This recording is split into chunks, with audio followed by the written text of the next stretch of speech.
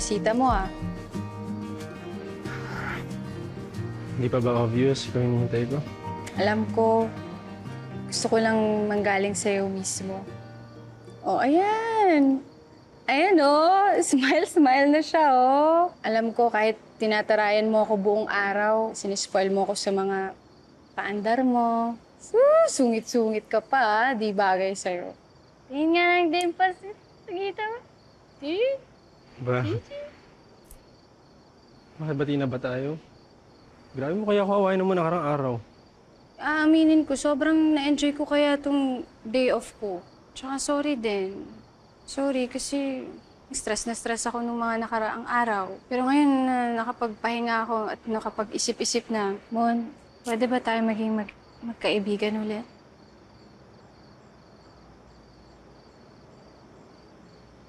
Uy. O sige na, kung ayaw mo maging magkaibigan, okay lang sa akin. Kasi naman eh, ikaw nagpapasalamat pero ako yung nangangailangan na ito ngayon. My dad, my mom, my whole life, parang ang gulo-gulo. Pero ito, pagkasama kita, ang saya-saya ko. Parang ito lang yung nagiging day off ko sa makalat kong buhay. Tumunong. Hindi to Versa K, pero See? nakaka-ano din to ng luha. That's what I like about you. Ang candid, ang refreshing. So headstrong yet so vulnerable, di ba?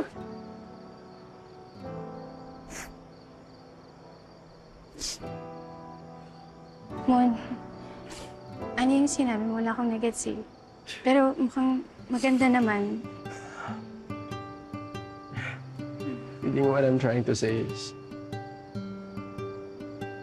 you are the best thing that happened to me lately.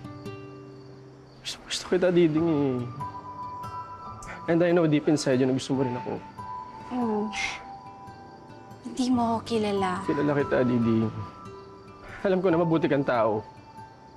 May mga bagay na akala mo walang nakakapansin. But I do. That's how I planned this day for you. We play video games.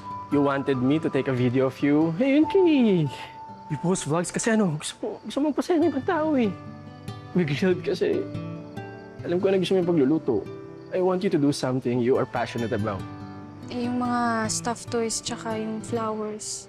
Just to remind you that you deserve all these beautiful things na akala mo hindi.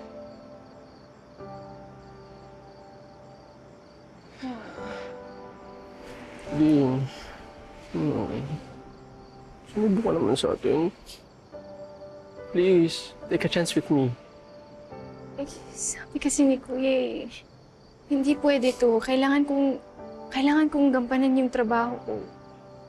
Ding, ito yung pinakaalam ko na tungkol sa'yo. Hindi ka nagkakatulong para sa kuya mo. Nagkakatulong ka kasi ayaw mong masayang yung buhay niya sa'yo. Tinutulak mo siya para maging masaya, magmahal, tsaka mangarap. O ito, Diding, kung naging gano'n na yung kuya mo, babato ko naman sa'yo. Bakit pipigilan mo yung sarili mong mangyari sa'yo yun? Oh. Diding, can we be just friends and play this game? Baka totoo na lang tayo. Pero bakit kung kailan pwedeng gawin kahit ano? Doon naman ako nahihirapang mamili.